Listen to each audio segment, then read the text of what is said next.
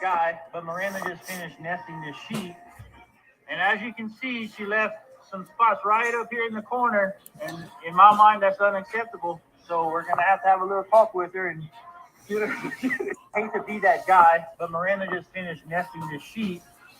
And as you People like to roast me for how I take apart pallets, but the way I do it doesn't require any expensive tools, except for hole saws are pretty aggressive cutting, and you can see here how it pretty much rips up the siding. And if the siding is really cold, it can actually crack it. So here's the simple solution. Take the hole saw. Yeah, one person in here. Oh, I bet it's. I don't know. I bet it's Ken. Now there's 0, so. Oh, Look at that. so it's not Ken. Who knows? StreamYard's Oh, there's weird. 2 in here now. Oh, I bet it's Ken and there's probably Ken, and then there's speaking of, I need to reply to John. the Justin guy. I forgot. He's Oh, I bet it's Justin. I guess these are his stickers. G-Max. I figure we'll put that on the car. Somewhere. Yeah, since he's Oh, look, a tattoo. might not be able to make it to the States to watch this race. That's all right. So we'll put the stickers on there. We lost our 2 people. I think it's YouTube messing with us, to be honest. Rude. That's not nice, YouTube. But who knows? Well, I named the thing live after a workout session, and then in the description I put I'm tired and sweaty. Leave me alone. LOL.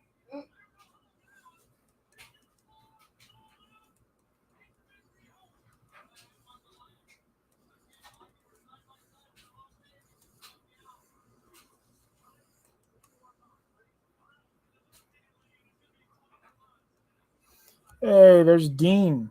Dean's here. The guy from Kiwi Land. Or something like that. I'm not good with this whole thing. So, you're probably from somewhere not in the Kiwi Land. But I'm going to call you Kiwi because you always put what I think is a Kiwi in your comments. So, I just have to assume. I think you said where you lived before. And for the life of me, I don't remember any time you tell me. So, thanks. You don't have to keep telling me. So, I forget a lot.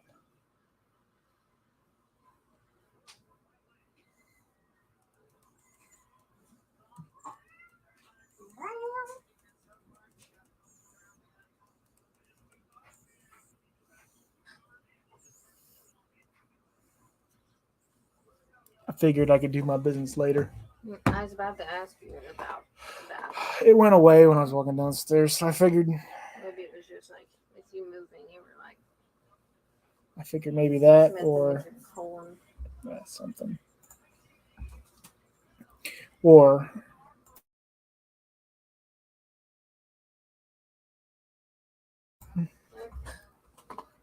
Okay. Anyway, how's everybody doing? Even though I think there's only one person in here because that's what it shows. I just got done doing half an hour worth of a workout. That did absolutely nothing. We won't start seeing results until 3 months in. Huh? We won't start seeing results until 3 months in. Well, what was I yesterday? 143? No. 0.8? 143.8? 145.8. Are you sure? I'm fairly sure.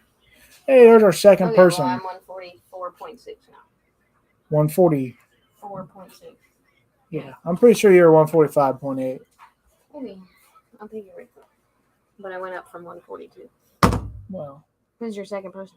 I don't know. Oh. They've not commented. No. Just got to get rid of that right there. Armpits. You want to shake mine? No. Your armpits don't need shaved. You're a dude. That's why they stink. It's very rarely that I get a dude that comes in that I have to do an EKG on who is completely bare. I had a guy come in. Nothing. How? He said that he had to have something done and he had to shave it all off. and he just liked how it felt, so he just continues to be Dude. Bear. I couldn't imagine. Actually, I could, because this hair gets caught on anything. Anybody? Well, now we got 0 again. Anybody here? No, everybody gone. I know, we're not excited. It's fine. But I got a cat. You want to see that? I told the girls that are in my nursing class are like, oh, I have this kid or this many kids, and they're this old and this old, and I was like, yeah, me and my boyfriend have been together for 6 years. We have a 2-year-old cat together. Her name's Pearl, and one of the girls was like, love your passion for healthcare and yada yada yada, and she goes, oh, and I love the cat's name. I'm like, it's Pearl. I'm at the refuse tip dumping rubbish. Okay. At the refuse tip dumping rubbish. Sounds fun. I dump rubbish every day. Just probably not the kind of rubbish you dump. What are you doing, girl? But that's kind of exciting. I mean, I would call him a garbage man. I don't really know exactly what he does, to be honest with you. But I guarantee you it's a way more fun job than sitting in an office. Anything is fun, more fun than what you do. And when I go out on the road, it's not bad. Love me? Yes, why? You want to get me a drinky poo? How about you get off your ass and get one? What's in front of me? What are we doing? What are we doing? Trying to lose weight? Yeah? Losing weight is not me getting everything for you. No, but you're losing weight, so that's all that matters. I lost 8 pounds. That's losing weight. I And need I've to had lose weight, too. McDonald's for lunch twice this week. Okay. And it's only Tuesday. Why have you had it twice? Because we've had no lunch and I haven't packed lunch. Because guess what? I have no lunch to pack. Why not? There's a steak in there. There's a steak upstairs. It's yours. No, it's not. It's yours. It's everybody's, except for the people upstairs. Everybody. God. Well, because they can make their own food. We make the food for ourselves. Don't your family watch that? Huh? Doesn't your family watch it live? Does it matter? They know they're capable.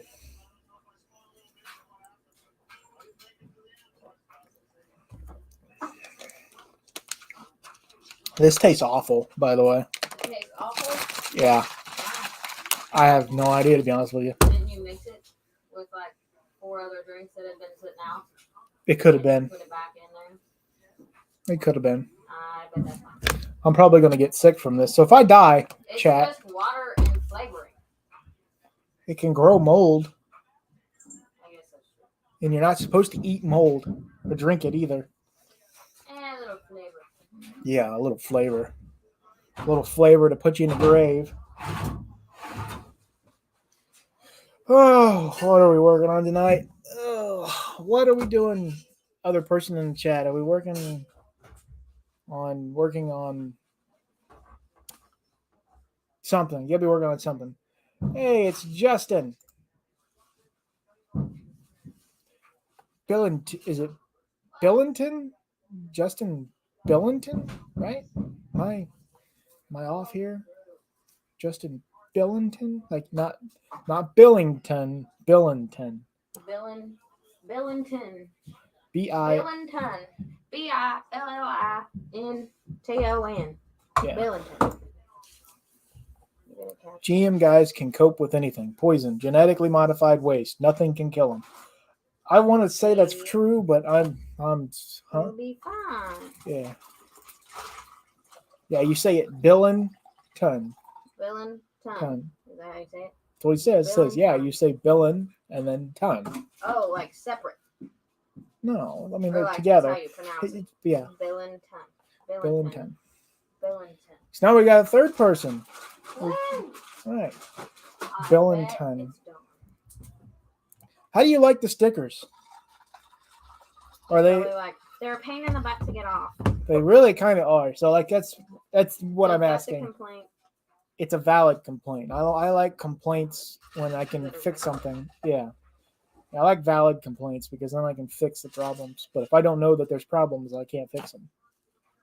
So that's all my life is fixing problems. Mine, hers, the place I work for. Okay. What is it? Cold water. Ice cold? Well, I just put the ice in there and I just put water in there. So.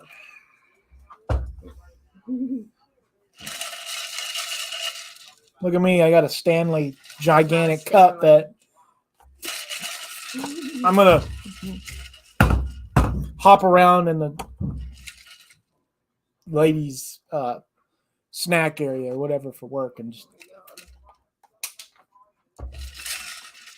your cold water. They are great. Going to put the No Name Nationals and 2 Smalls on my truck when it's done, and the 2 Smalls on my wagon.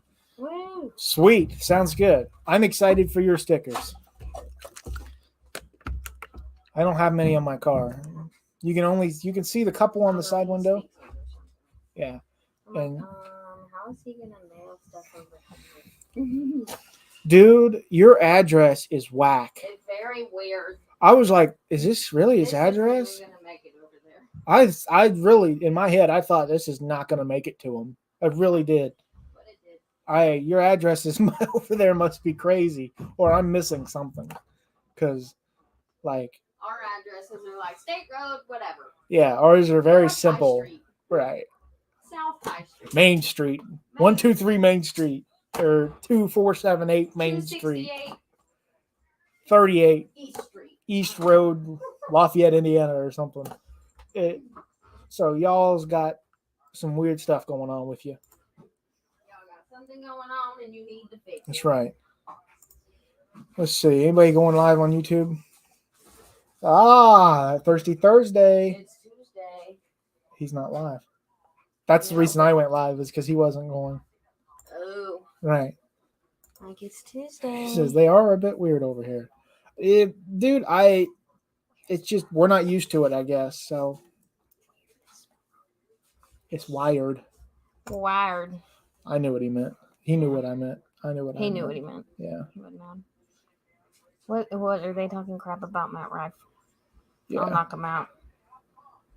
Actually, no. I I like think it's Matt Matt Rife versus the mob. So it's someone that's talking crap about him. Hmm. And Nobody needs to talk no crap one about likes him. Matt He's a good Rife. guy. I like Matt Rife. Look, I'm showing off my tattoo because it's the only thing that comes into the thing. Well, it's because you think he's hot. Hello. I do think he's attractive. Matt Rife is very attractive. He's out of your league. I don't care. He's out of I'd my fuck him league. if I got the chance. Actually, I'm probably more in this league than you are. Are you? Yeah, I don't think so. I do. Think about it. I can be his mechanic. I can cook him dinner. Can't give him anything. Yeah, I can. Like what? For a lot of money, just about anything. Okay. Money motivates. He already makes a bunch of money. He's a comedian. Yeah, he's got plenty of money to spend then. I don't have plenty of money to spend. All my money's behind You me. couldn't make it. I'm just saying. Yeah, I could. No, you could not. Yeah, I could. You don't understand the Yeah, I pain. Oh. Yeah, well. With the money he You pays don't me, I could understand. pay somebody like you. Yeah, because that happens. Good. Very well good. Pay me in food. That's the reason we have to work out. What? What? No problem. No. Don't feel anything. Mm-mm. Okay. Sticking out. Mm-mm. Oh, let's see here. What are y'all up to today? Nothing. We're back to 3. Look at that. You goofball.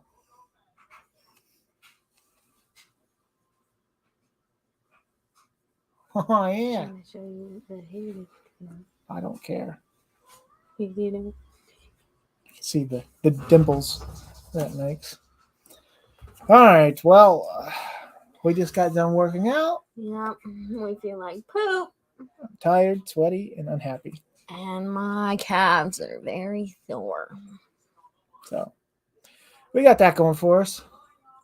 We don't really have anything going for us. No, I've not gotten done. I've not gotten anything. I haven't gotten done nothing. I've not gotten done nothing in the past 3 days. Woo, productive. I come home, And he does nothing. we watch the TV, we cook dinner, and then we work out, and then go to bed and do it all again the next day.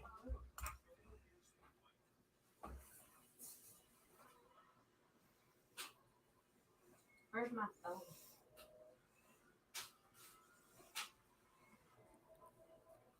Yeah, I mean, I said, dude, don't worry about getting them to me. I mean, you see how long mine took, so it doesn't really matter. On my phone.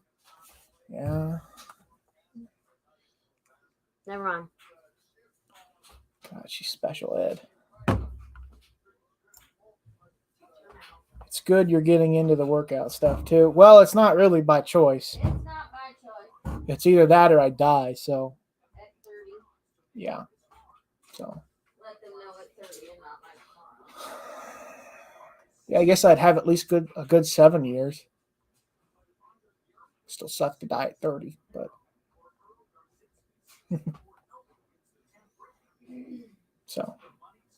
But yeah, I feel better afterwards almost every time. Like right now, I feel pretty good. I mean, I'm sore and tired, but as far as like my body, I feel fine. So, yes, it's good. I hate it, but it's good. It's good for me. It's good for her. It's good for everybody around me. So, it's just what I got to do, I guess. It's just going to be part of my daily routine. So, what have we worked on today? Or have we worked on anything? What did we do at work? Did we mingle and do nothing? Did we take 40 company poops? What? It's the getting going that's hard. Once you've done it for a while, it will hopefully become the norm. I'm hoping so. We've done 3 days. We've done 3 days. Yeah, something like that. Yeah. So, I think we can do a couple more. I think it's not going to kill us. We're taking a break on Sunday, right? No. What the hell? Yes, we are, because Sunday's Christmas Eve. Who says? Me, because we're going to be at my mom's, and I ain't doing crap on Christmas Eve or Christmas Day. I'll be working out then on Christmas Eve.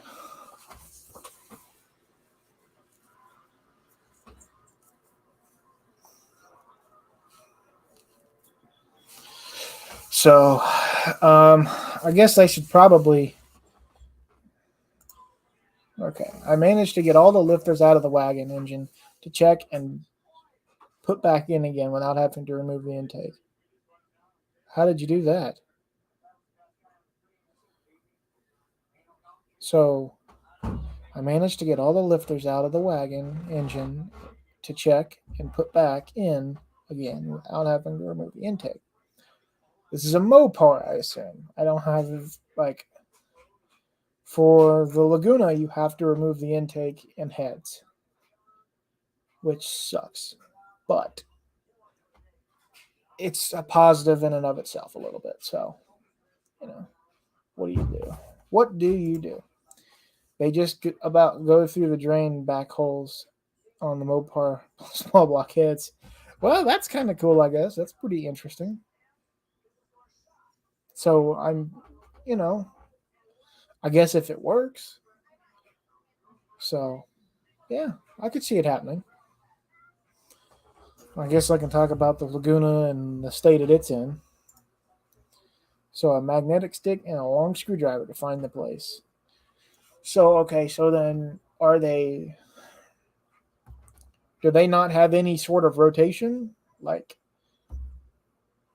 on LS lifters, non-tie bar. So the ones that are individually going up and down, you got lifter trays that there's a flat on each side of the lifter and it pops up into that lifter tray. And then you bolt the lifter tray in place. And then that's what keeps it from rotating. Which on occasion, on some engines, they rotate. And then you wipe a cam, and that's no fun for anybody. That's about the basic gist of it. But I mean, there's other ways to wipe a cam, but for that specific problem. So I tell anybody that has an LS engine, if you're not keeping it stock, lifters are a must. You could keep the stock valve springs.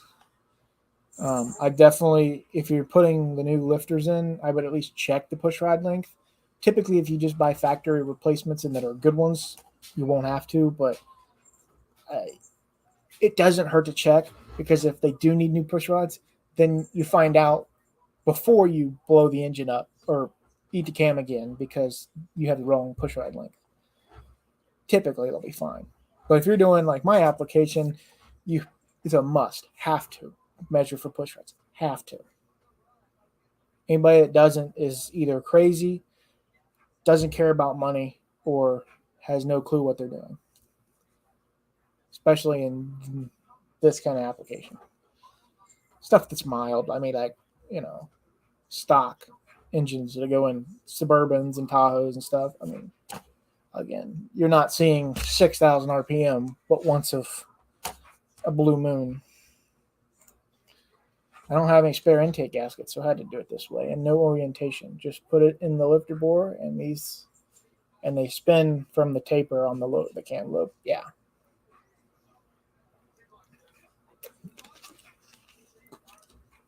So then, okay, so question. I'm not familiar with your area. What does it take to get parts over there? Is everything expensive? Is it easy to ship over there? Like, let's say I wanted to buy an intake for a 440 Mopar engine. Like, how hard would it be to get from the States to good evening, 6%. How are you? What's happening there? Talking about engines. Oh, I figured you're the person to ask. I got a Laguna question for you. Sure. I found a car that's actually a was a round around junk car, but it has a Laguna front end. It doesn't look like it has any damage. He wants $500 for it. Well, how much of a roundy around car? It's not streetable again. I mean, it could be something fun to play with, but it's demo derby level. But in everything that's smashed up, the front end's not. Okay. Well, depends on where you're at, but my car I paid $800 for. It yard drove with a 350 and a 350 turbo. It came with the swivel seats. It had a bench in it at the time, but it came with swivel seats, a 4-speed, and half a set of slot mags. Okay. I got that for $800. Yeah, So, up here everything's $1,000 pretty much. So you're lucky to find anything under it. But a lot of times it's based on where you're at, because in California, my same car is worth pennies. But it's got like a square tubing roll cage. I mean, the car itself is kind of junk. I was just wondering if it was worth getting it for the Laguna front end, because eventually I do want something along those lines, and I do like that front end style. If the front end's in good shape, it's probably worth $300 or $400. Okay.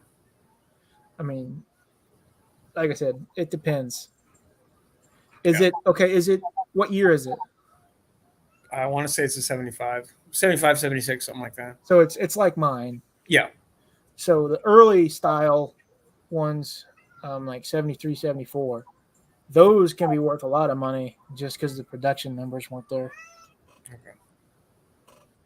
And then those were, there wasn't as many, I guess you could say. Yeah. But you can get quarter panels. I've seen now they're selling floor pans, like full floor pans now. Kind of stinks for me because 2 years ago or 2019, whenever I was building it, I could have used them. But what I've kind of thought about is the people that are in my Laguna groups have kind of pioneered the way for the people behind us. We've been pushing for parts, and Yeah. I think people are starting to realize that there's some demand there. I mean, not as much as your 69 Camaro or 70 Novas, but there's demand there. Yeah. Well, they're popping up a lot more, at least around me, for sale, and everywhere from pilot crap to pretty nice. So. Right. I'm hoping somebody can take my title away of the fastest and quickest Laguna in the country. I don't know if many people will try for it. I mean, I'm pretty crazy, but Yeah, well, your record's safe with me. If I did it, I do it Baja style. So, I mean, and for what I've spent, anybody could really do it. It just takes some dedication and time. yeah. Well, no, your car was sweet at No Name. I mean, it put it down and got down the track like it's supposed to. So, what I think deters people away from making them race cars is the weight. they are pretty large. Yeah. So they don't make great straight line fast cars. But what I like to think of it, like I said, we're like the pioneers of this body style. People that are trying to have fun with them and keep them alive. Yeah. I'm starting to see more stuff. Like I think QA1 now has a full suspension for them, and a lot more stuff's getting out there. And I'll be playing with. So I've been told by a couple people that Camaro, like second gen Camaro, upper and lower control arms fit, which that opens up a lot for these cars. If those fit with the stock spindles, there's going to be a lot of not hackery, but there's going to be a lot of people using Camaro stuff on these cars because it's cheaper. But I bought a set. That's part of the winter plans. Once I get to them. Yeah, well, it's nice they're making panels and stuff because nothing I have right now, anybody makes anything for, nor could I use it. So my 63 AMC, nobody makes anything for it. And the one company that did, they're going out of business. And right. And what I've never understood is that it's so expensive to have it made. Okay, so like in my head, I'm thinking if you can buy a block of metal, right? 3D print a model first, right? Base a CNC platform on it, CNC everything, and then form your metal to that. Create your forms from 2 big blocks. The press would cost a lot, but people are saying like it costs like $4 or $5 million to put in production some parts. Probably not that bad, but it's you're looking at at least a couple $100,000 because there's so much involved in it. But then I'm like, I look at all the number of cars. Like if you go through the production dates of each of these cars, even if you cut them in half each year, they're still going to make money. People would buy them. So the other thing is, and it happens a lot in drag racing. Other platforms of racing may not be. But people are building chassis and then putting bodies on the cars. Yeah. So you're just putting quarters, roofs, the cowl panel section, and the taillight section. Everything else is just, handmade or used. Yeah. So, because I've seen a Nova that they've done that too, and they've been doing it for a long time. But they called it a Nova, and then the first picture it was just a tube chassis. I'm like, okay, where's the Nova at? Sorry, I got a cat in the way. No, I'll give it 5 years, and as those cars become the car that people can afford, they'll start making stuff for them. Well, and you know what? We've already started to see an uptick in price in them because I'm lucky. I got 2 now, not 2 Lagunas, but 2 of the 73, 77. And I love the cars. Like I've quit worrying about 69 Camaros and because I know they're out of my reach for the time being. Yeah. Until I'm well off, I should say. Not that I'm horribly off now, but I'm not, I'm not rich. Yeah. I can't afford a $10,000, $15,000 project car. No, mine are all 700, 1100, and 300 right now. So Right. We're normal people. You know what I mean? I just keep So- finding crap, and it's like I can make some out of this crap. So That's to me that's half the fun. Yeah, I took something that people would constantly. That's ugly. You're never going to make it fast, and here we are. So I don't think they're ugly. I think depending on what like, some of the body styles within that basic body shape, like Right. some of the Pontiacs, they get a little odd looking, and different headlight. It definitely the year makes a difference for how they look, and yeah. Well, and another thing is I didn't like the car when I first bought it, but it was something that wasn't a Camaro, a S10, or your average build. So I didn't really care. But ever since I bought it, I've started to fall in love with it more and more every day. Yeah. And what makes me laugh is that a lot of family has had these cars in past. And I actually bought a family heirloom that was a 73 77. So, that's cool though. yeah. No, like, well, nobody else has got what you've got, and nobody else has the crap I've got. So nobody else is going to be at the drag race of the car show with the same car. So Right. But it's been fun and I enjoy it. Like, even if I wasn't doing the no name nationals things, I'd still be doing what I'm doing. Yeah. I don't go to many car shows, but I will say the one time that I have been with the Laguna, I didn't wash it. It was filthy, and I got second place. And I'm sure there was a lot of people pissed off about that. no, oh, hell, I've never been to as many car shows since I started the channel, just because it's content. You never know what you're going to find or who you're going to meet. But Absolutely. the idea of there's- actually putting something in a car show is kind of like, man, I don't know. they're fun events, especially if you're a conversationalist. If you don't like people, probably not. Yeah. But if you like talking about cars, I mean, there's people at our local car shows that will talk your ear off. So you meet new people most of the time, and then you also get to talk about your favorite subject. So Now there's a neat one here that's at the place sells models. It's called Pasterners, and there's $5-6 million worth of cars in the parking lot every weekend. It's completely random. It's everything from an AC Cobra to a prototype because That's we're cool. close to Detroit. So you never know what you're going to see. So, right, that's cool. That's fun. yeah, makes it pretty neat. You ever watch the show Pink's All Out? Yeah, it's been a while. I got it up on YouTube, and I've started watching it again. And man, I love that show. I miss shows like that on TV. Exactly. I know. Haven't a couple people tried to do that on YouTube and just never kind of really worked? Or So a couple of people from that show tried to do an All Out live or something, and it just wasn't the same. One, I don't think they had the right idea for the show. The live part would have been cool because I mean it's live television, yeah. but I need to look at this. There's a few companies doing American parts over here, or you can ship from Summit, Jags, Rock Auto. Okay, but postage adds up a bit. Yeah, I believe that. Yeah, as we were talking about, he's got a wagon there in a picture. I don't know if you can see it. Yeah, it looks pretty slick. He said I'm a wagon that fan. he did. Hang on, let me find it. He put the lifters in without taking the intake off. Okay.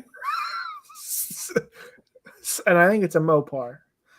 So pretty impressive, I thought. Well, I took the valley cover off and went in underneath. Sounds like he went through the heads. Yeah, that's the kind of thing you should film. Right. I've never heard of. I'm a GM guy. You know, my engine, you got to take the heads off to put them in. Yeah, most of my stuff is Jeep straight six, so there's no options. It's You either remove it or it doesn't happen. yeah, unless you decide to drill a very large hole through the head, you're not getting the lifters out. So Yeah. So I thought that was interesting. I've never heard that in my life. I'm like, is that possible? Hell, anything's possible, but I don't know enough about Mopars to be honest with you. Right. Me neither. It's a small block, so it's like a small block Chevy with the intake, no valley pan. Okay. Yeah, so I guess you theoretically then, if you had a high rise intake on an LS, you could theoretically take the pan out and do that. I don't know if the plastic trays would work with that, but I mean, Well, the LS, you can't do that. okay. The heads have to come off. Your head, so your heads Oh, cover. the heads fit over the, don't they? Yeah, the heads fit over the lifters and the cylinder bores. The only thing your valley cover covers in a stock motor is your knock sensors. Okay.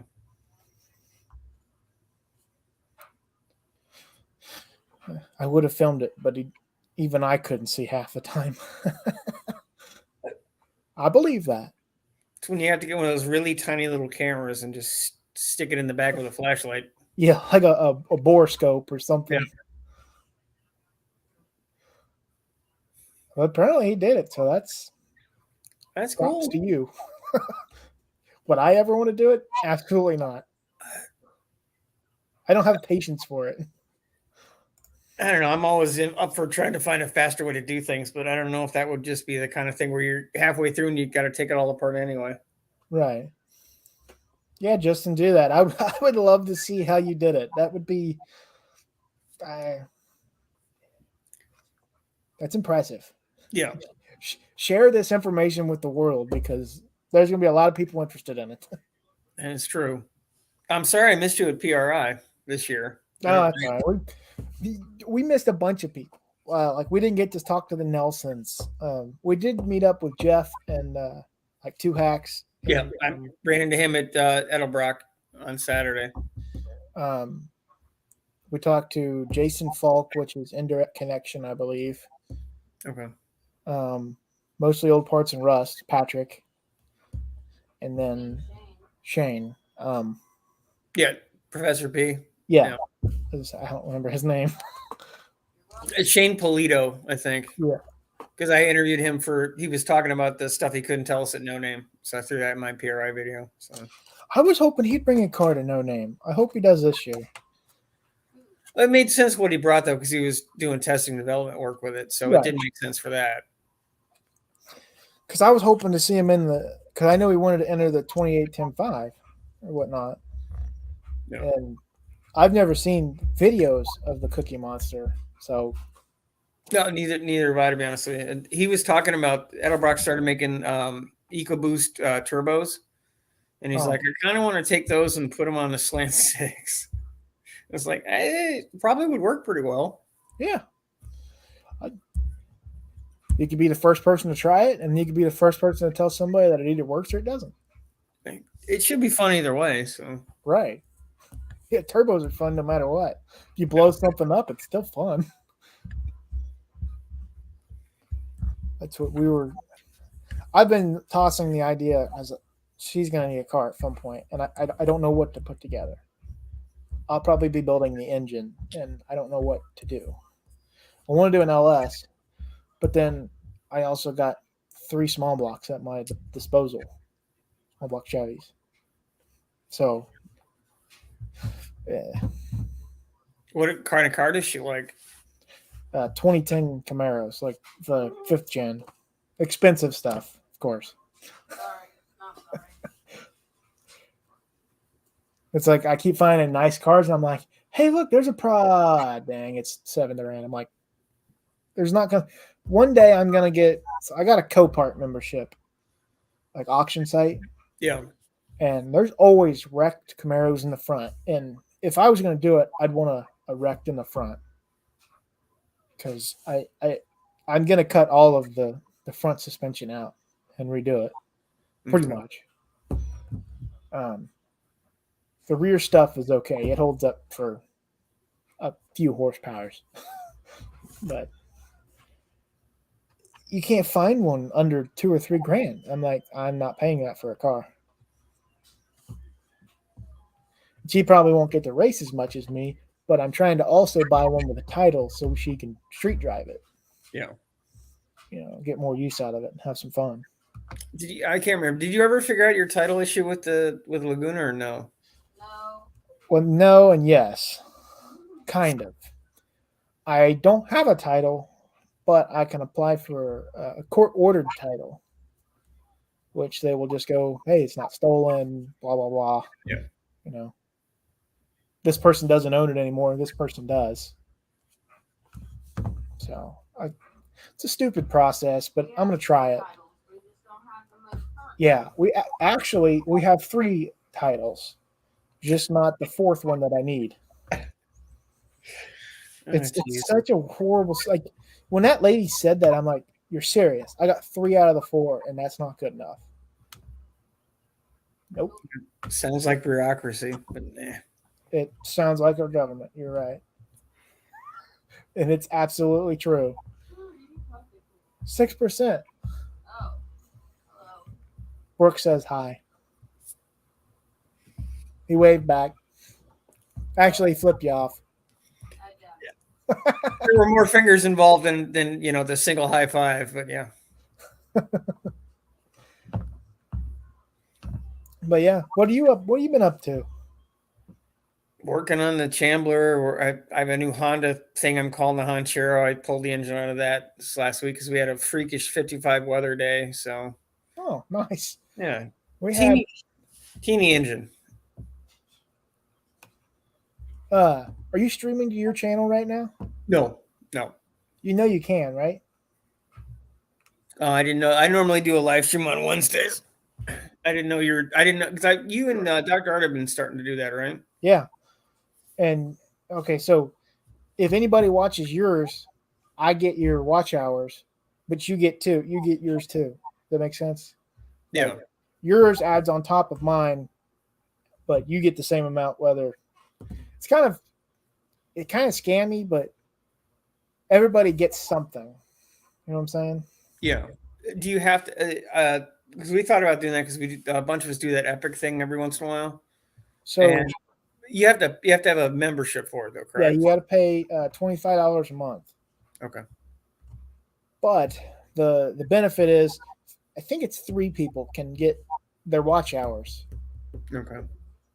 and then whoever's the host gets the most watch hours. So like, let's say it's you, me, and Doc, and I'm hosting. I get all of your guys' watch hours added into mine, and then whatever that number is, I get, and then you guys get whatever yours were, basically. Okay. I don't know. I don't get that process, but from what we've come up with, that's how it works, basically.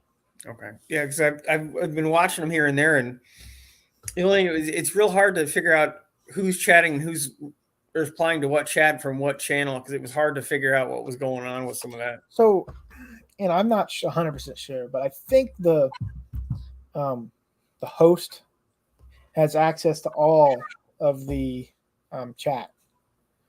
Because like when I was in his live the other day, or yesterday, whenever it was, I could see the chats coming in from other channels, not mine. Okay. So I assume he can see all of them too. I'm assuming. I'm not 100% sure. It's kind of a new thing for me, at least. Yeah.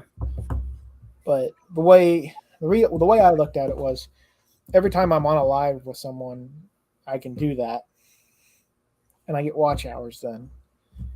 And my goal was to hit 1,000 before December 31st, and I'm at. Hang on a second.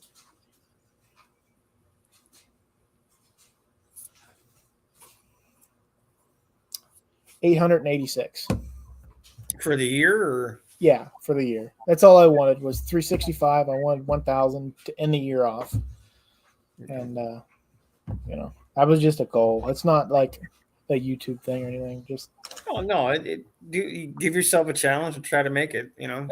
Give you a reason to do things. So exactly. I actually need to look. I don't know how many watchers I have this year, but I just hit 8,000 since I started in April of 2022. So I just hit 8,000 watch hours. So have you monetized yet? I've been monetized since about a month after No Name.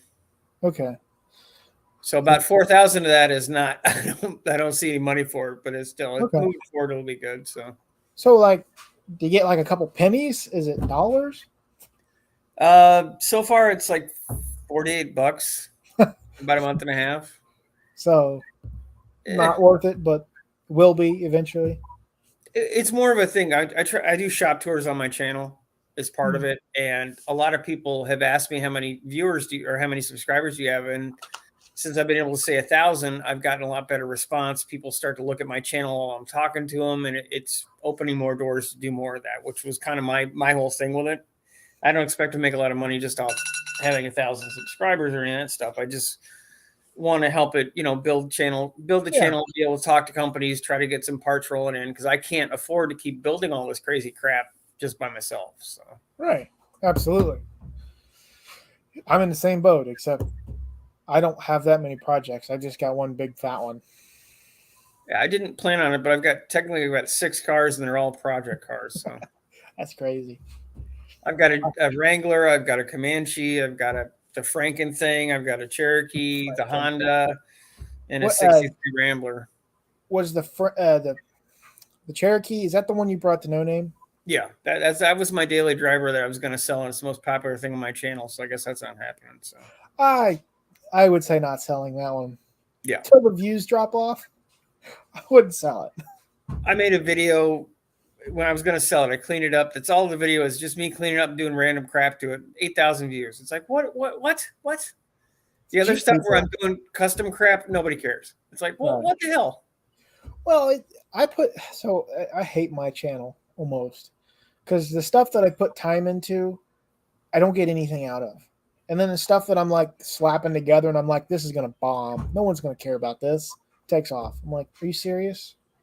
That's how my channel is with shorts. If I put effort into a short, it takes a giant dump on itself. If I do nothing and just like film the dogs barking, it's thousands of views. It's like, well, okay, whatever. I'm not even going to put any effort into it. Then I'll just, if I get a wild hair, I'll make a video for the shorts. We were just, that's a live after the workout session. We just jogged for 2.5 miles, and I took a video of us jogging or whatever. And then at the end, I videoed what we ran, and then I had AC/DC playing in the background, so I went up to the video to TV, and I'm sure that's probably bumping off or something, 1,000 views, and something I slapped together literally. Yeah, I used to, when I was first doing the Chambler thing with the Cherokee and the Rambler body on it, I was doing infographics and doing custom artwork and trying to show stuff where everything went. And it was like, I don't think anybody gives a shit. So I'll try to be as descriptive as I can and show as much as I can. But if nobody cares, I don't know why would I put the effort into it for that part? There's so much else I can do. If you could double your output, because people will watch it no matter what, who cares how quality it is, I guess, which is sad to say, because, you want good content, but yeah, well, I'm just not going to put the artwork effort into it and stuff. And it made sense because you can't really see a lot of what I was doing. And I wanted to, I leveled the car on 14 bottle jacks I got from the junkyard. That's how I leveled the car. I don't have a frame table. I had to do something. Right. But I wanted people to understand you can use the noodle. There's always ways around money. You just got to figure out what you can do, because it was $5 a jack. So sure. I just spent 2 months collecting jacks from every junkyard I could get around me. So worked. Yeah. My channel will be a lot harder to pay off, because at my first thing that I bought was Premiere Pro, and it's $300 a year. Okay. So I'm in, how many years have I been doing this? I don't know. Can you check that? Yeah, it should be on your dashboard, I think. 2020. So 3 years. So $900 I've spent to have a video editing software. Have you got any use? I started off with OpenShot, which is free. And after about 6 months, the stuff I was doing was too advanced for it. And then a Right. couple of people recommended DaVinci Resolve, and I've had good luck with that so far. But I'm still using the free version. Do you see any good results with paying for it, or? I get all of the Adobe stuff Okay. for that price. So I got Photoshop. But as far as video editing, I don't know how to explain it. Like, I feel like I get more out of it than I would a free one. Okay. It's, to me, easier to operate. Like, I can do a half-hour video in 20 minutes, maybe. Oh, processing time, or Right. okay. Because my biggest thing is I'm probably overly anal about how I edit and what I want it to be smooth, and I try to adhere to the no dead noise kind of thing, because you give anybody a second to look away and it's squirrel. So I try to at least keep things moving. That's where so I've made well, I'm in the process of making a video about Motor Trend, about what is it, Hot Rod Garage, or it's one of their shows where they built a turbo LS like mine, and they blew it up. Was that in the Camaro, or? Yeah, the bone marrow. Okay. And basically, squirrel. Yeah. Dean is my target audience. But yeah, they put an engine in the car, pretty much a stock one, like what I got basically. Yeah. And they blew it up on like the first or second pass. Well, there's got to be a problem. I mean, I'm forcing mine down the track at way more power than you are, and you're only, you're blowing one up. There's a problem. They said it in the video. So my first thought is, hey, there's Scott. My first thought was, well, maybe you should fix your problems before throwing money at an engine. So basically, they blew it up. The next episode is them building a forged rod, forged piston, the nicest cam, tie bar lifters, like nicest of the nice stuff you can throw in an LS engine for a budget, I guess. Budget. Well, TV budget, yeah.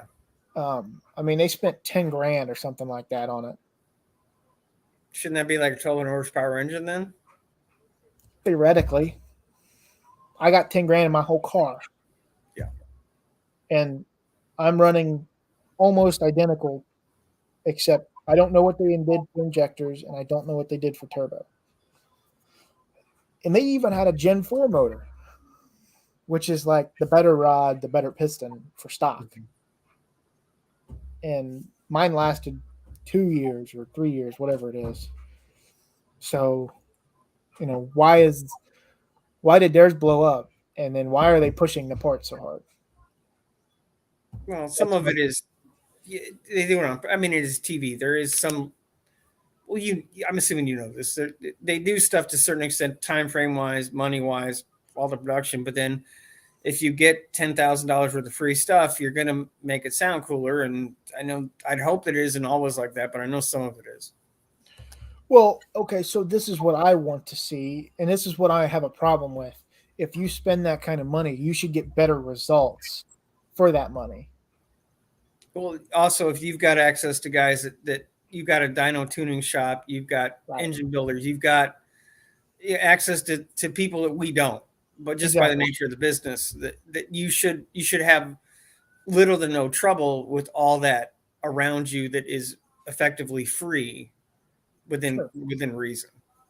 So they're putting, for their numbers, they spent $10,000 on a motor and are only putting up identical times to what my car is. My other factor to this is that the car that they're using is much lighter than my car. Yeah. They're giving false information to people. They're selling people parts. And the problem is they're selling people parts that they don't need. I don't care. If they told them, hey, you need these injectors, this setup to make this, go for it. I don't care. Like, do it properly. Like, I'll tell everybody what my setup is. I tell them exactly the part numbers. I don't care. I'm not hiding nothing. Yeah. I'll give you the exact combination to do exactly what that car's doing there. You know, I got real world experience with it, and it bugs me. And I don't want to get off on a rant, but it bugs me. I grew up reading magazines because there really wasn't an internet when I was a kid. Right. And it was the same to an extent. It was they're hawking parts, and I get it. That's how they keep themselves afloat. So there is some you have to assume they're a little biased no matter what. Well, the thing is, like, the amount of money they could have spent would have gotten them. They would have been able to sell parts. Like, there are parts on my car that I had to buy new and that cost good money, but it's for a reason. Yeah. Well, I haven't had a Motor Trend subscription in probably 2 years. It got to the point where you never knew when the shows were coming out, and they pushed so hard on the TV stuff, and I stopped liking car TV shows a long time ago. I wanted to see the stuff that was on YouTube and went to the Motor Trend stuff, and yeah, that was more entertaining to me because it was more based in reality to some extent. Right. They did a Turbo 2.3 and a Thunderbird that I thought, I've always wanted to put one of those in a Jeep, and 300-400 horsepower, one of those things is not bad when you can get them out of a junkyard within reason. You're still spending $2-3 grand on the parts for it, but it's light and right. Well, it's something you want. People get caught up in power numbers and stuff too. Well, you have a 300 horsepower in a CJ. It's a rocket. Right. You're not talking a 4,000-pound car. Yeah, and there's Well, it's like if I had a turbo coupe, I ended up having to sell it, but I wanted it because the engine and the bell housing, I could put. Jeeps came with a T5, so I could just put the bell housing in. So there was a lot of adaptability that I wouldn't have to re-engineer the world or buy some $1,000 weird adapter thing that never worked right. Or the more natural pieces you can put together, the better off you are if you're trying to make something run. Exactly. But yeah, that was really my only problem, was that they were pushing parts that people don't need for the same result that I got for a half of the price, basically. Oh, that's the other big difference though, is it's you and you're making stuff work with what you got. There is an agenda with what they're doing with the shows, no matter what they say. Now, it doesn't mean it's bad, but there's definitely an agenda. Yeah, like the parts on my car, there's some good parts on there. But what I don't like about their show is they're all about power and this and that. Prove the combination. Like, don't just give up right away and buy the most expensive thing you can get. I don't have a problem with them showing the most expensive thing you can get. Who cares? But don't lie and say that that's all that engine would make, because it's not. Yeah. They're putting false information into the automotive world, which ruins the automotive world simultaneously, while also selling people parts that they don't need. The only thing is YouTubers can be just as guilty as anybody else, especially the bigger you get, the more it seems to be that they're more hawking parts than making something. Right. Like my car, we're going through some upgrades this winter that should net us some really good results. And I'm going to show, I've shown everybody every part that I bought, well, except for the turbo, but we'll get there. I'll make a video on it at some point. But like my rods, I showed a whole video of me opening up the rods for the first time when I got them here. They're forged rods, but I'm at a point where I need them for the power limit or power goal that I want. Yeah, I'm not telling people as far as you can with what you got. You need to keep, if you want to keep going, you have to go bigger consistently. Like, so people can run Gen 4 rods out of an LS for like 1,300, 1,400 horse for 60-ish passes. What is that? 60. That's pretty good considering, the amount of stress you're putting on everything. Right. But I want more longevity out of the engine, so I'm putting in good parts. Yeah. What is that anyway? 60 times 1320. So 79,200 feet, which would be divided by what to get miles or times what? 5280 is a mile. 5280. So 15 miles. They're getting 15 miles out of an engine. When you put it like that, it does sound pretty craptacular, but you know, it's I don't know. That's pretty good, to be honest. I mean, well, you're also, you know, it's a difference between, you know, a plane and trying to launch the space shuttle. There is some difference in everything that's Right. happening. but imagine using 1,500 horsepower consistently for 15 miles straight. I'd be terrified. Yeah. That's crazy to think about. Well, you know, there's so many guys like Mitch Stapleton had that 2,000 horsepower Escalade. Oh, the blue one, yeah. Stapleton Yeah, 42 or whatever. Beat the ever living shit out of that forever until it finally blew up. But I mean, it was for the most part a realistic build. I mean, the top end, but he beat the Right. crap out of that thing for years. When they're built right, they last. I mean, again, that's why I'm putting in good parts. But people that want to make 600-700 horsepower don't need what I'm putting in my engine. Not at all.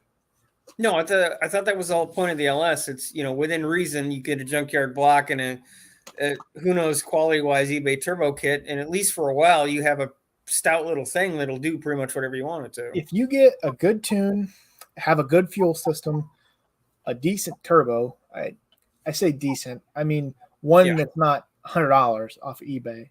If you buy a good like VS, like the company VS Racing, they make good stuff. I've seen lots of people go very fast and make lots of power with them. I know their quality. Something like that. And then your valve train in the LS matters because they like RPM. So you got to wing them out a little bit. Like ours, we shift at 7,500. We could shift it at 8 and probably get a little bit more out of it. You know, we're not talking tenths or nothing, but like hundredths maybe. So 8,000 RPM on a stock valve train is not going to work. It's going to float the valves easily. But with good upgraded parts, it won't. Like, and then when I say upgraded, I mean I got maybe $1,000 in springs, lifters, the retainers, the rocker arm upgrade where they put the bushings in them, the better bushings. Okay. You know, you can't buy on the cam. You can't buy all that for any other engine, probably for that.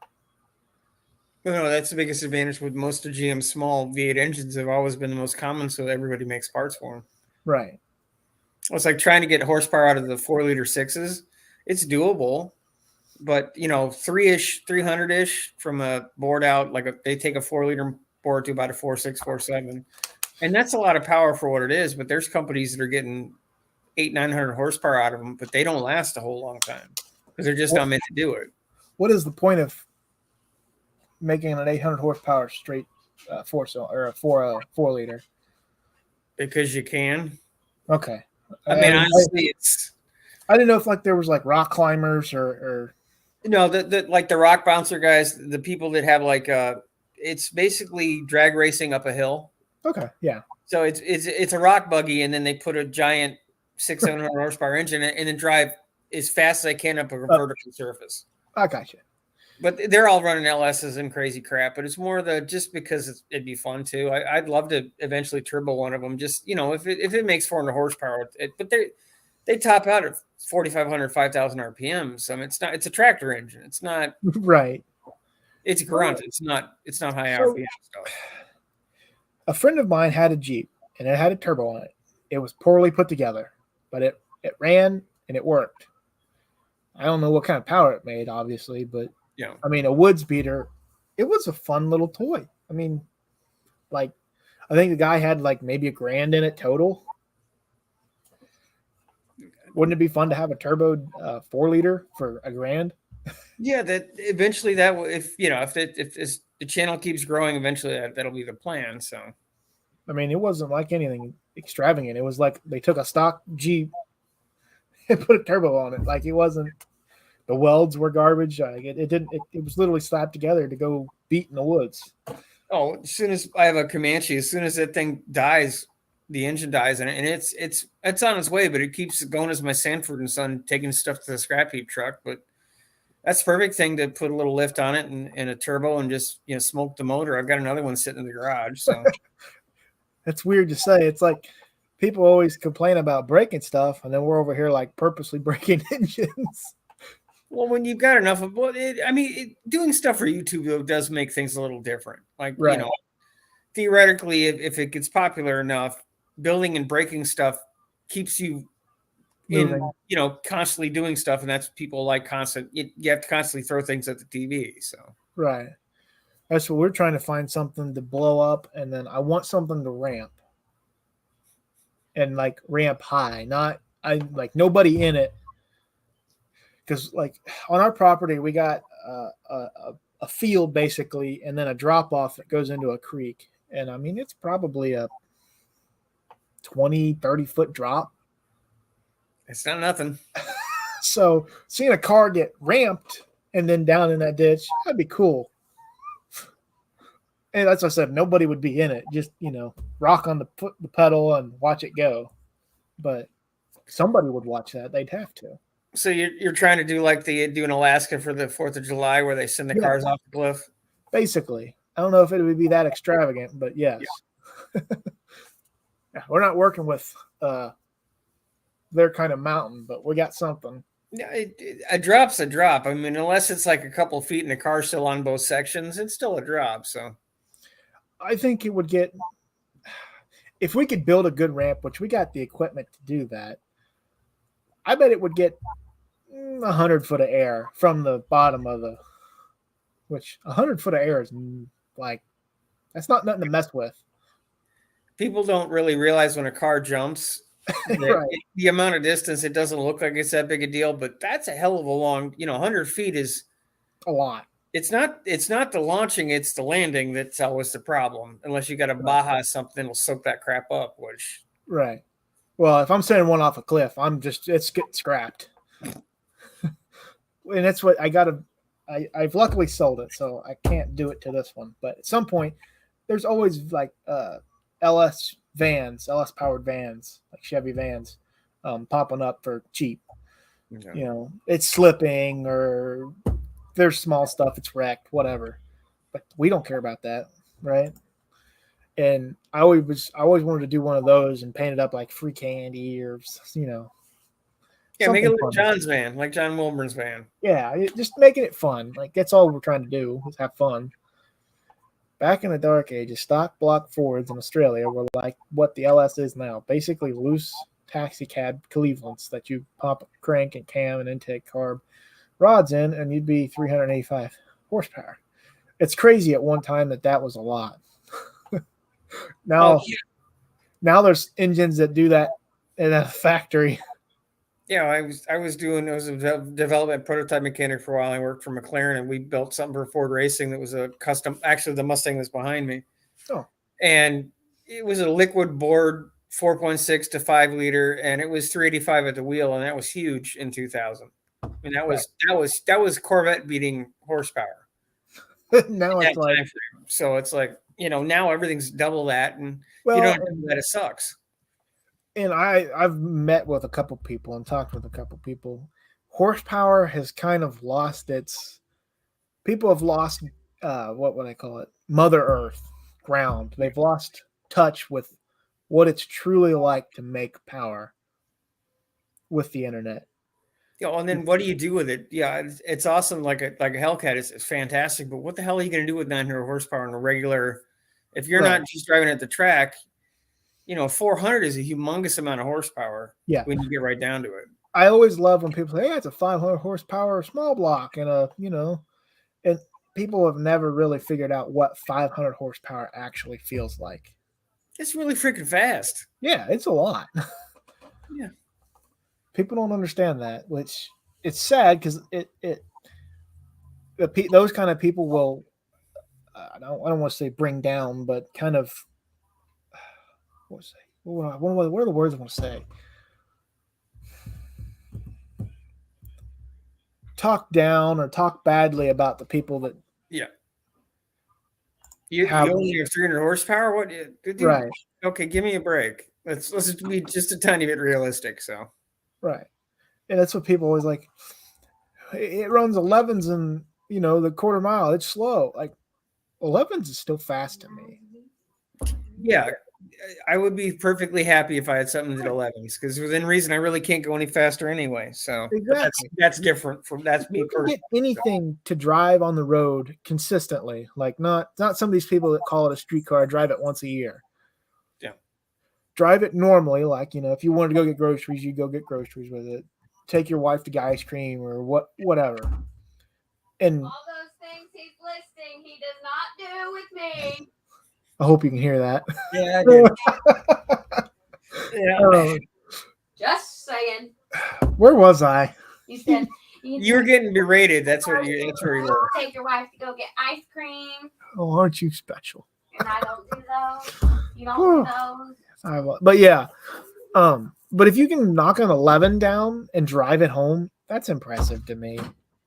I mean, people need to quit idolizing these pro mods and fast cars that are race cars that they drive them on the street a couple times a year. I think it's awesome that people are doing it more now than they ever did before. But the reality check is, if you don't have $100,000 sitting around to do that with, what are you really going to be able to do? Right. Be at least someone. Don't be disappointed in the fact that you're only doing 400 or 500 horsepower. That's still a hell of a lot. That's oh my god. You're going to destroy everybody at every stoplight. You can race, and whatever you want to. Yeah. Well, the reason you should never not have fun with that. And I'm having a hard time with it because a lot of people that have these fast cars look down upon the people that, like you're talking about, the 500 horsepower, whatever. And I hate that because I grew up with that. We didn't know anything about the LSs until I kind of got into it. Like a couple friends of ours started building a Camaro, and I mean, granted, it's still not finished to this day, but that's kind of what sparked me. I'm like, I think that would be fun. Yeah.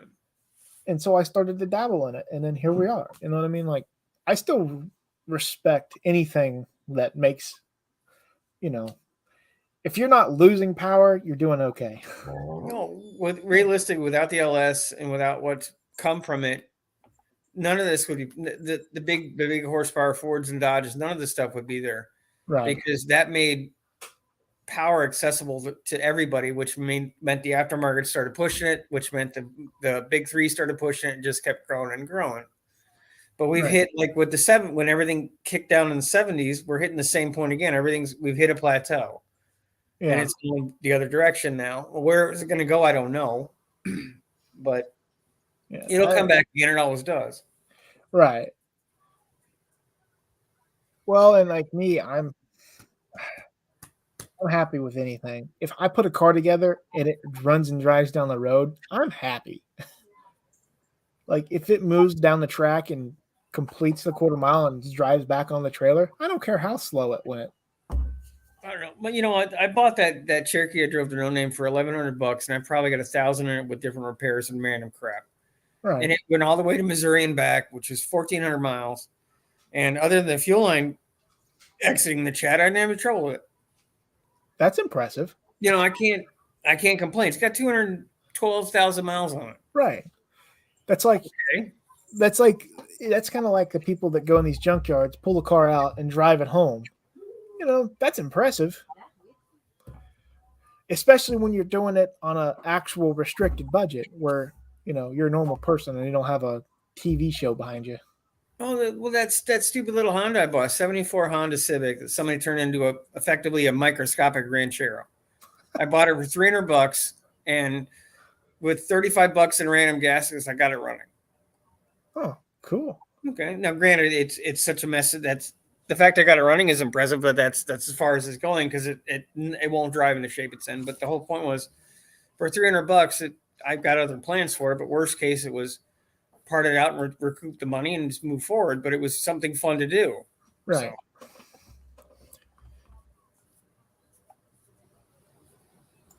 But yeah, He says Heavens or Scott says I'd be happy with anything that had 500 horsepower, and a lot of people would. And Yeah. 500 horsepower is obtainable by anybody. I'm looking forward to that, putting 300 at the tires in one of my Jeeps in the near future. That's 120 more than most of them have. That's still going to freaking move. Yeah, and that's the thing. What's your plans with it? Are you trying to go everything. full race car? No, Exactly. the fact that if I go on a track, that's going to be like at a no-name nationals thing. By and large, I don't. You just want the fun out of it. Yeah, I'd rather do like a burnout car or something to drive through the trails. Right. Everything I do is I'm in like 15 different Jeep groups around my area, and they're all trail ride and do different crap. And I just want fun, and if it goes fast, awesome, because that's cool too. If it goes faster than what it did stock, that's even better, right? I still, if I'm the first person at the light, there's eight car lengths between me and the next person by the time I've crossed the light, and I'm not speeding. I'm just accelerating. Right. So what, at that point, what am I going to do if I had 800 horsepower? What would I do? It's like, Just for the normal stuff that I do. Right. Well, everybody's got their tick. Like me, I love drag racing. I grew up around it my whole entire life. That's my thing. So I did I always went to lived in Florida, went to the Winter Nationals and Gator Nationals. I've always liked it. right. Just never really had the money none of my friends were into it. So I didn't have that base of people to help, move Sure. you along with you. Yeah, you Couldn't didn't get have to any it. knowledge to grab from. Yeah, I did. I was a round pit guy for one of my teachers in college, and that stuff is all fun. I love being around it. I'd almost rather work on it than drive it, to some extent. So I've talked with a few people about this. I actually enjoyed building the car more than I have racing it, because it forced me to be creative in so many ways. Granted, I don't like all the injuries that came with it. Like I smashed my thumb a lot. And all I can say is hammers hurt. So Yeah, I At just some split point- my lip today working on the car, so that was fun. at some point I'm going to have to do a safety video on hammers. But yeah, like working on it was the most fun part. Doing, can I route it this way, or can I build this to do this? It made my mind think. Yeah. Hey, Functional Histories is here. Well, the man, the myth, the legend. You think that Honchero is small? It's 12 feet bumper to bumper. That's tiny. It's tiny. I pulled the engine out of it, and other than getting all the random crap loose because it was front wheel drive, Right. that was the easiest engine pull. It was like if I had 3 friends and some beer, it would have been out, kind of a thing, without a hoist. So I think, if I remember correctly, my car measures 19 feet. So that thing is 7. That's 7 feet smaller than my Yeah. car. And the bumpers are this thick, and they protrude out from the car, so the car is another foot smaller. Foot long. So 11 feet. Yeah, and it has a tiny truck bed in it because it used to be a hatchback, and the guy cut off the hatch and made it a custom car in like the 80s. So Did he at least do a good job, or no? at one point it was a show car. I mean, there's no doubt that custom interior, custom stereo, That's cool. I bonded everything, 2-tone paint. It's a $300. I mean, it is a $300 car. There's no getting Right. around it now. But at one point, this thing would have been badass. I haven't been able to find anything on it through my little bit of research. But it's a kind of car. There's no way you couldn't notice it if it was someplace. What's the end game with the Honchero, Scott? Question mark. That you'll see it in the next video you see on it. I've got some custom artwork for it to kind of show everybody where the plans are, and it isn't going to be what it is. It's going to be something else. So Wouldn't it be hilarious if a 6'4" showed up to the No Name next year? Is he talking about him? Is he 6'4"? more than likely, because I'm only 6 foot. So Okay. And is your name Scott? yeah, Okay. nobody so I didn't calls know me that. I've run by nicknames for so many years. If somebody says Scott, half the time I don't even respond to it. My family doesn't even call me my own name. So Okay. Well, I won't call you that. I thought he was talking about Heavens Mopars, which his name is Scott. that's the reason. It's like, just call me whatever the hell you want to, because there's a couple Scotts and it doesn't matter. But no, been known as Dude and Smurfy for so long. I don't even answer my own damn name. They put, yeah, I'm a big feller. He is a big boy. Hi, Well. Fee. Do you want to be on video tonight, Fee? My cat was here somewhere, but Yeah, well, the Dobermans are sort of like cats in a way. They're just really freaking huge cats. well, we got a dog. It's just like a heavy dog, and you can't really pick him up. No, they're huge. I don't have to pick them up. They just crawl onto me like I'm furniture. So That's good. yes, Max. That's the other idiot in the room. Yes, bud.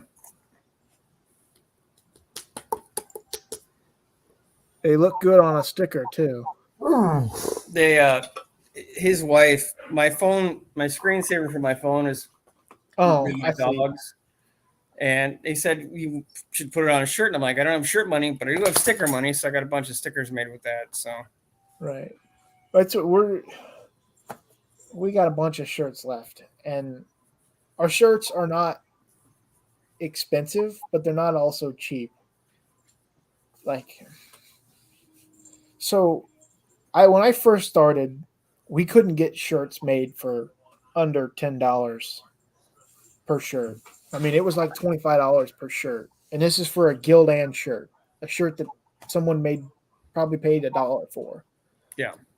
And they're selling it to me for 25, and then I got to make sure that I can make at least $1 or something on it Yeah. to cover my butt and still be able to sell it to somebody. I can't do that. We found a company in Indianapolis that I think their pricing is good enough to where we can get it for like $10 and like sell it for 15 maybe.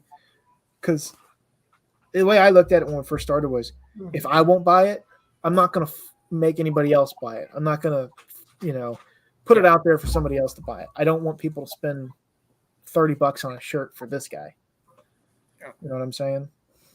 Yeah, I talked to Buffa quite a bit about that at No Name. Is like I need to figure out what I'm going to do next, because I don't doubt people are going to start wanting stickers and T-shirts and random crap. And it's like, I'm lucky enough to have a screen printer here in town, but he said I can't. You're not a big enough volume for me to doing it for less than like $17 a shirt. And he said try Shopify, try other things, Right. try something, because he said it doesn't make any sense. I can't. It doesn't make any. He's going to charge me that. I've got to then make. And biggest thing is shipping. Right. That's where you get nailed, because it's like $6-7 to ship anything at this point. And I started a website, and it's not a good one. And I want to find someone that can do better at it. Like I suck at website stuff. I'm young, but I'm not technologically advanced. So, because I have started to sell parts too, like new parts. Like, because I can't just do fabrication for my business. There's got to be other sources of income to keep me afloat. Yeah. But That's Max. oh, That's the hi noise Max. making noise. And what's the other one's name? This is Fiona. This is Fiona. Max. Okay. Max is the size of a horse. He's 4 feet tall. He's not small. Sounds like my dog. Ours is just fat. Oh, they're very much not fat, but they're very bony. So there is that trade-off.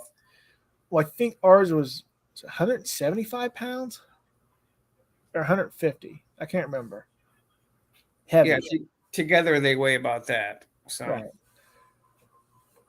yeah, you. But our dog is not active. Like, he don't run. But he's also, so I don't know if how you get your dogs, but we love shelter dogs. Like, Yeah, they're both rescues. I was in rescue a long time before the transplants. So okay. That we've found it. The best dogs come from rescues or pounds or, places where they were sent because their owners were garbage people. yeah. And so Yeah, if you she was actually part of a puppy mill that they freed all the dogs. She was a puppy mill breeder. Yeah, they're both 11. I hate that. Like, I know, and I feel like animals do have a sense of emotion in them. I don't want to be like the PETA people where, you know, everything's got emotion. We can't live no more. They're some of the biggest killers of shelter dogs. PETA's not all it's cracked up to be. Right. No, I don't want to abuse anything. Right. You know, it has some form of emotions, no matter what it is. So, right. Well, it's like people are saying that the PETA thing is about beef, and it's like, so we've been killing animals since what? The beginning of time? We've been killing plants since the beginning of time. Yep. Everything has feelings, and that whole thing is a whole nother big argument. Is you can go so far into the weeds of that. It's like, right. I'm going to do what I want, and I'm going to try my best not to hurt anybody or anything. Why don't you do the same, and we can agree to disagree on certain things. Well, yeah, and that's what people don't get. Like, okay, so the cow has feelings, so you kill it, now it doesn't feel anything, right?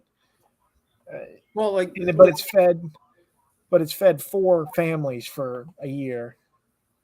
Oh yeah, well the whole thing. There is some truth to the factory farming stuff. That stuff is horrific. Right. Like, there's no reason to do that. At a certain point, you're not a human if that's how you choose to conduct yourself in a business environment where something that has a face. Sorry, there's got to be another way to do it. So, but let's be honest about it. Why did it get there? How did it get there? What do we do? At the end of the day, if enough of us say no more, there's a no more. But we have to do it realistically and not be douchebags, because nothing will ever change. Right. Yeah, like I don't like the whole factory farming thing. Fish, cows, chickens, I don't care. Like, you can grow them properly.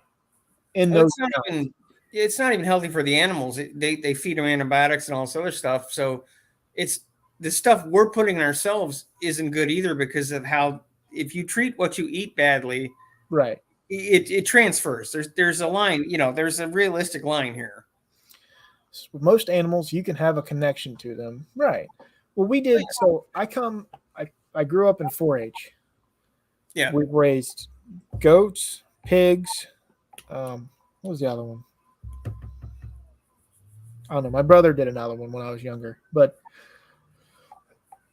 you grow attached to anything that you have to take care of. I'm sorry.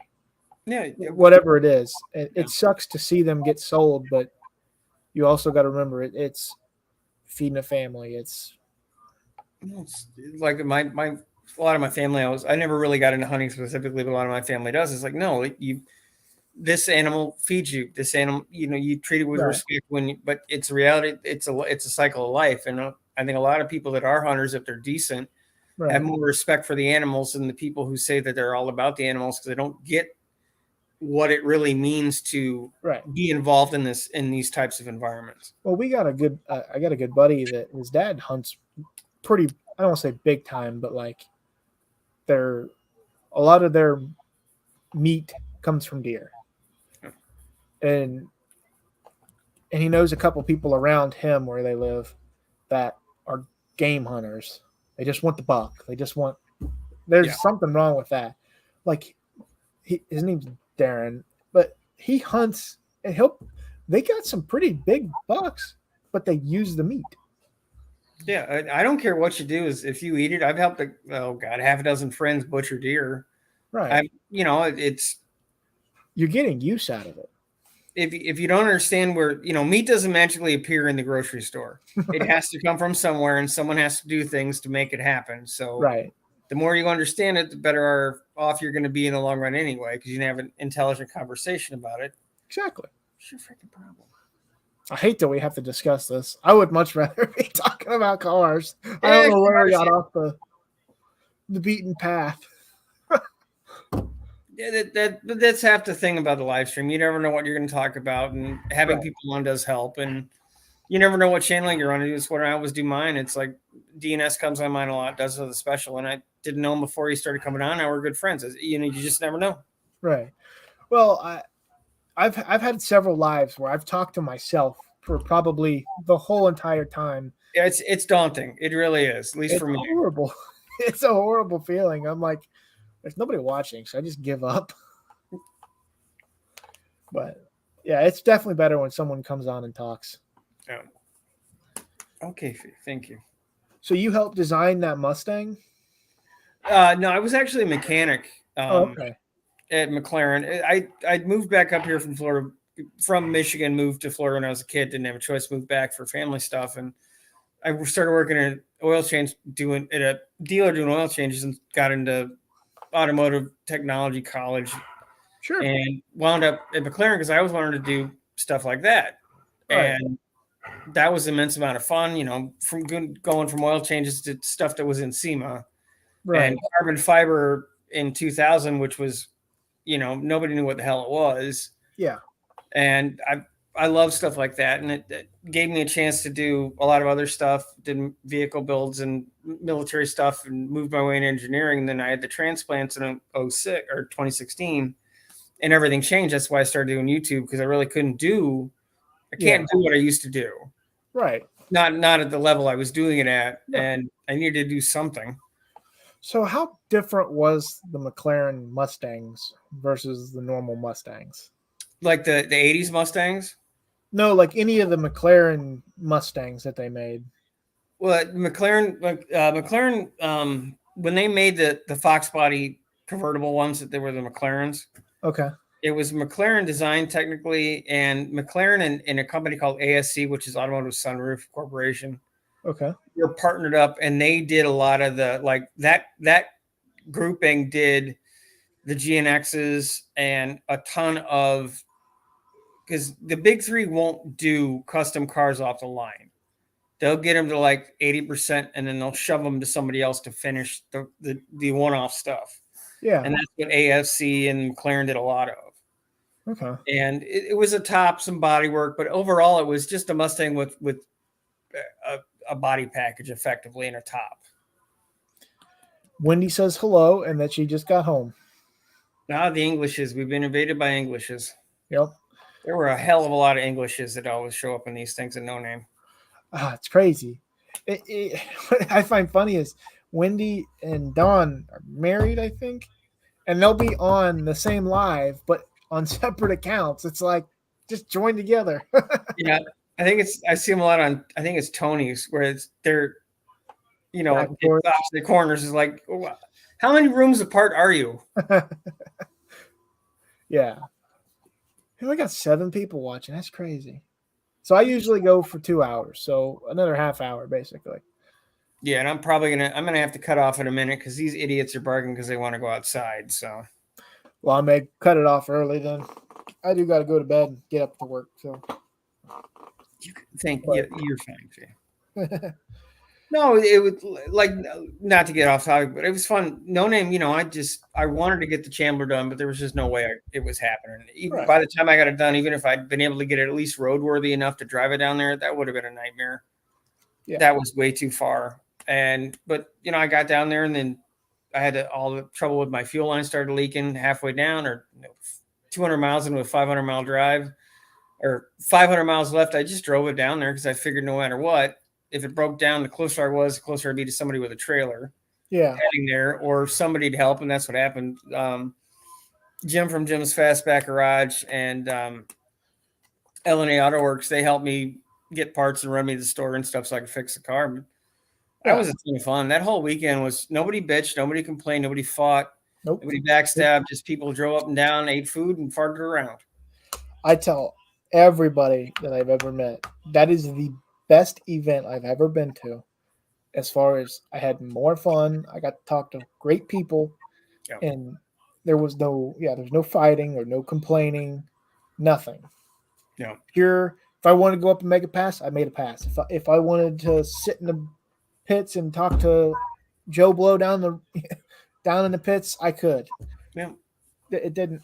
It's not and that's what I like about it. It's not about the racing or the burnout or whatever. It's about people showing up and having a good time together. And I didn't see anybody with me. I mean, there were guys with 50 subscribers to a couple thousand, you know. Well, I think Buff's got 40 something now. I mean, you wouldn't know any different. Right. You know, I mean, just in terms of there was everyone from everywhere was there. Right. I mean, they didn't have anything special, like, you know, that Grand Prix or whatever in the van. You know what I No, mean? but I mean in terms of a lot of people seem to get an ego. The farther up the chain they go, people get an ego, and I didn't see any of that when we were there. Oh no, yeah. There's not been anything of that. I don't think. I may be wrong, but I didn't see it. It was nice to meet so many people in person that you spent time talking to, or you have a basic friendship, but it's through a screen. It's like, Right, yeah, we know each other, but what do we know? And it's different when you actually meet people. right. That's what when we walked. I drove up to you with the scooter when you were working on the Jeep on that gas line, actually, or something in the back. Yeah. I was just curious of what you were doing, to be honest. That was fun. Right. Well, I I think- usually like to, especially if I see someone working with not like, I got a trailer or a truck full of tools. Someone that's drove something somewhere or they don't look like they have a lot of tools, offer a tool. I mean, worst they could do is use it. Yeah, I got some tools from Buff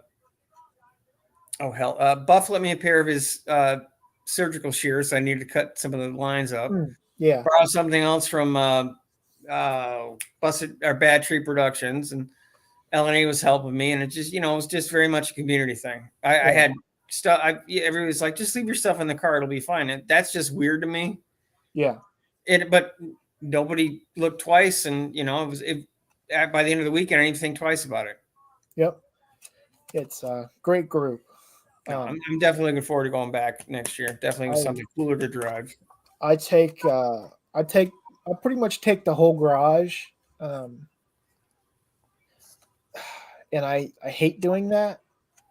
This year, I think we'll have an enclosed trailer, so it'll be a lot easier. What I find, hang on a second. Hey, there's Turbo Tom. Hey, Turbo Tom, how are you, buddy?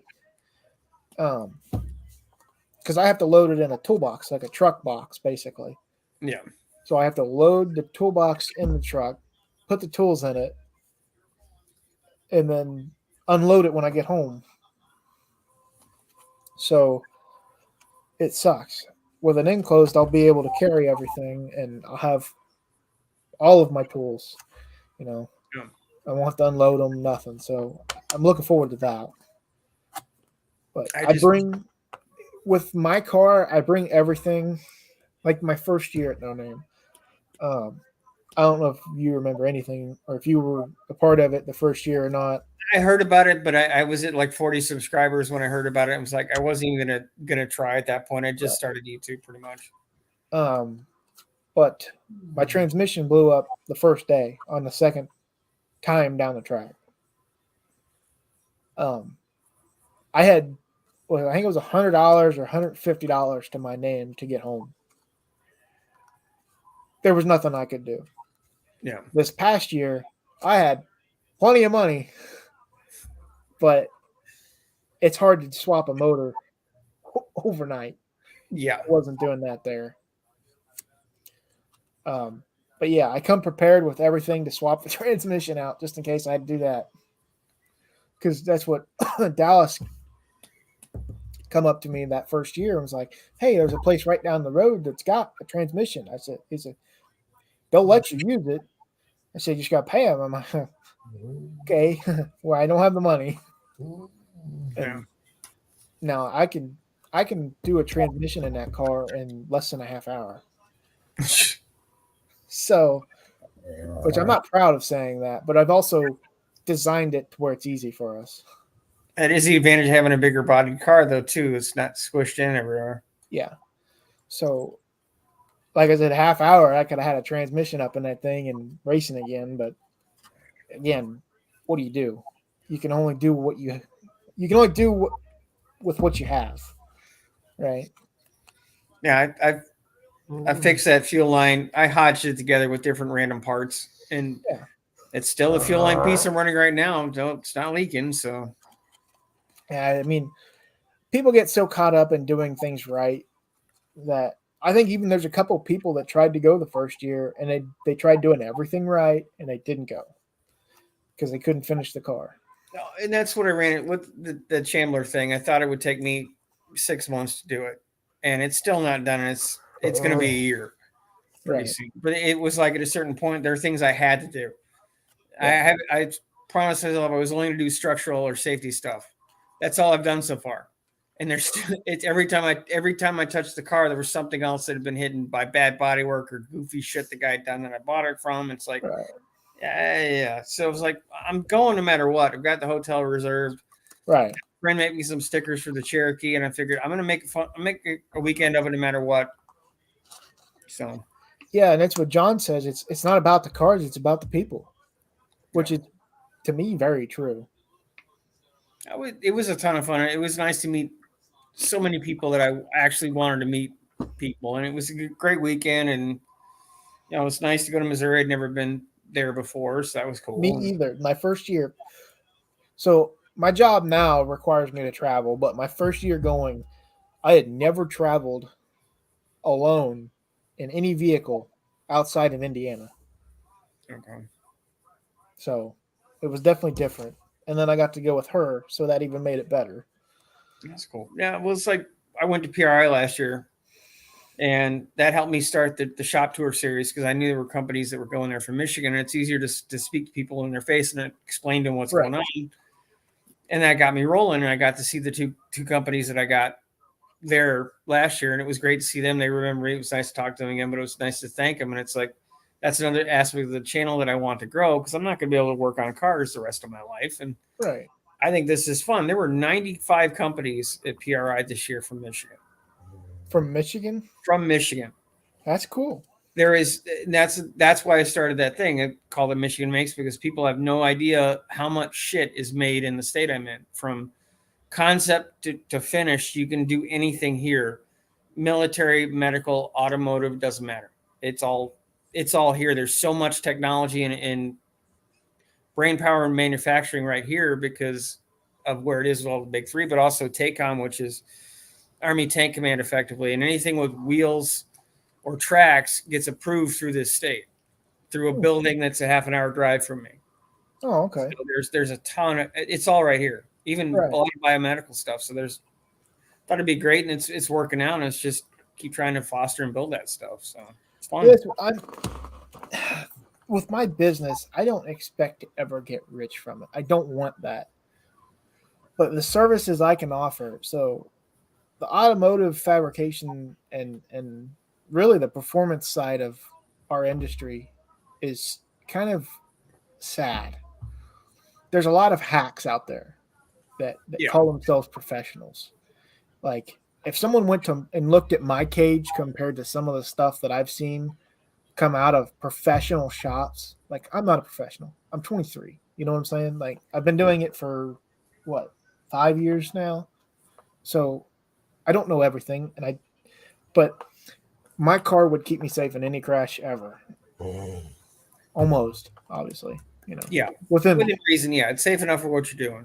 Right. Yeah. If I went 200 or 300 miles an hour, it'd be totally different. Yeah. But in all reality, it would save me. So, but some of the stuff I see, people not welding up joints and sending the cars down the road with powder coat or paint, all of the hackery. And I'm actually on a page that does that. It gives people a platform to post bad shops. And I don't ever want to get on there. But anytime I get people that come to me and go, hey, this is what I got shafted by this guy. I said, go there and put it on there because that's the only way this world is going to be, I don't want to say profitable, but for good businesses to keep going. Like for every shitty shop, it helps to kill off another good shop because that's what people start to think that's all there is. Right. And it's one thing if you or I do it and it's not right. It's another thing if you're paying somebody for their experience or their, it's, and especially with cages and suspension and structural stuff, you can't screw around. No. And I tell every customer that and I'm priced reasonably. I don't make much money on any of my cage jobs only because it's not a motivator for me. Motivator to me is getting you the product you want at a safe and easy enough to where you can afford it. Like there's a shop near me that it's $3,000 or $4,000 to get a cage that's in my car. There's not many people that can afford a $3,000 or $4,000 cage. Yeah. To put in a car that's going to run, a couple times a year. Yeah. But they still need the safety equipment to race. So, Yeah, I'm lucky enough to have built a bunch of cages when I was at McLaren. Well, my welding skills are not the greatest, so I'll fabricate it, but I've got a friend that's a welding engineer, and he's welded the important stuff. I'll weld Right. everything else doesn't matter because I'm not there yet. well, it's what it's funny you say that. We know a welder that's all he does for a living, and my dad called him in because he was worried about me welding some of the parts on my cage, and he's like, "We'll just have him come in and kind of watch you and show you." And he walks in and is like, "Here, here's my TIG torch." And we're taking it up, and he's like, "He's fine." Literally sat there and talked with my dad the whole time while I was welding up my cage. It's like, I knew that I was okay. I guess my dad didn't know I was okay. Yeah. Well, I'm fabricating I had to make floor panels out of long pieces, and I didn't have any way to bend it, so I just took 2 pieces of tubing I was using to support the frame rails and bent it over with a hammer to the right shot. You got to do what you got to do. I don't have a 48-inch brake. Right. Yeah, it's like, okay, can I do it? Yeah. Is it going to look great? No. Are you going to notice it? No. So I'm just going to make it work. Right.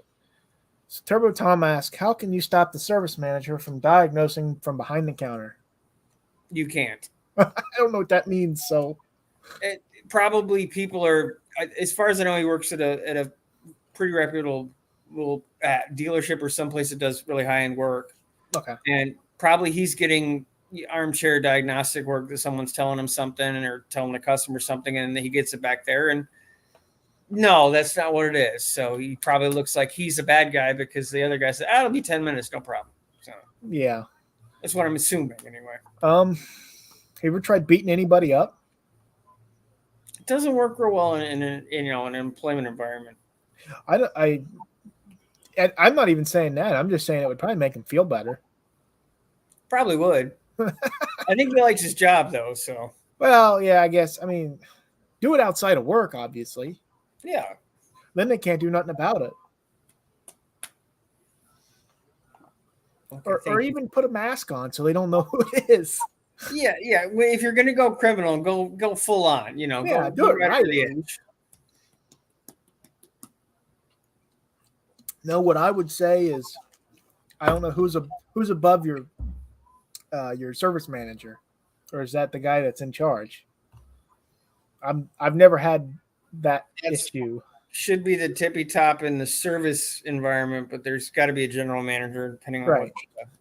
where he's actually working. I'd be like, hey, we don't need Monday quarterback or whatever, right?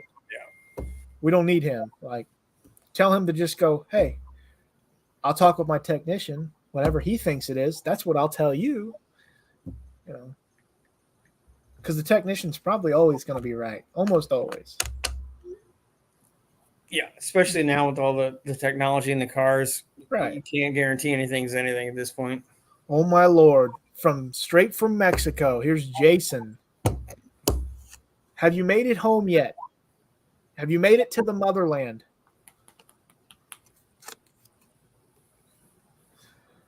Yeah, I guess he went to Mexico for his daughter's wedding. He's been sharing some stuff on his YouTube and I think Facebook too. Beautiful, beautiful. And not just him. I found that a little peanut butter on wiring does the trick. What? I'm not 100% sure. I Maybe he means like I don't want to make assumptions. I think I know what he means, but I don't want to accuse him of doing something that could get in trouble. So Right. Yeah, we got back late last night. Well, welcome to the homeland, weatherman. Glad you made it back safe. have you seen any of the cars that Mexican Spec posts that for sale? I remember one, but I don't keep up with much. No, I'm like 30 minutes into Buff's No Name National video, and it's taken me a month to get that far. I am so far behind on watching everybody's shit Right. because I've got so much that I'm doing. It's like I tell somebody if you don't send it to me and go, hey, watch this, I probably won't watch it just because I got to search for it, and usually I don't get on YouTube for very long. Like the most times I do is when I'm going to bed, when I'm eating dinner, or on my way to and from work. I listen and watch some stuff. Yeah, I think next year I'm just gonna live stream from No Name. I'm not even gonna take any video. I'm just gonna live stream because that seemed everybody was asking for it, and the two that I did well. So I'm just gonna probably do that.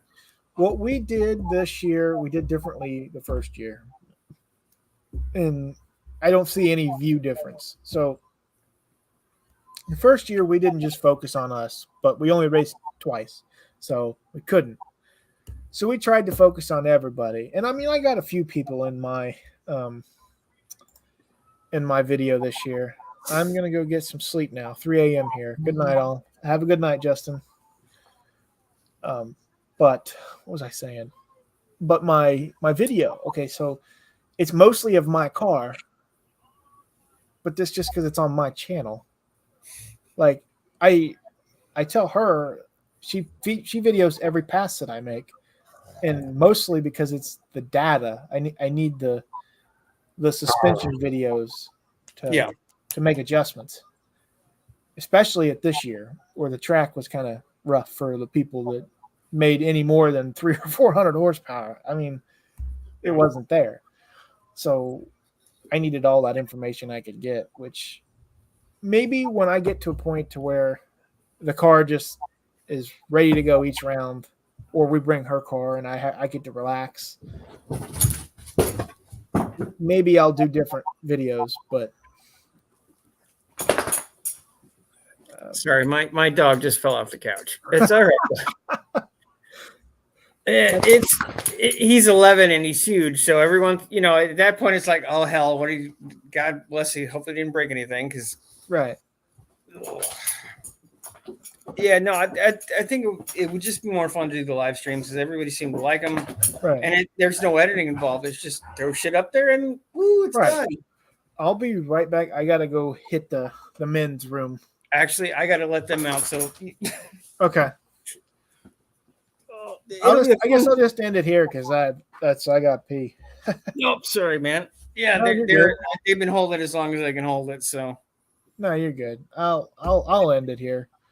I need to go to bed anyway.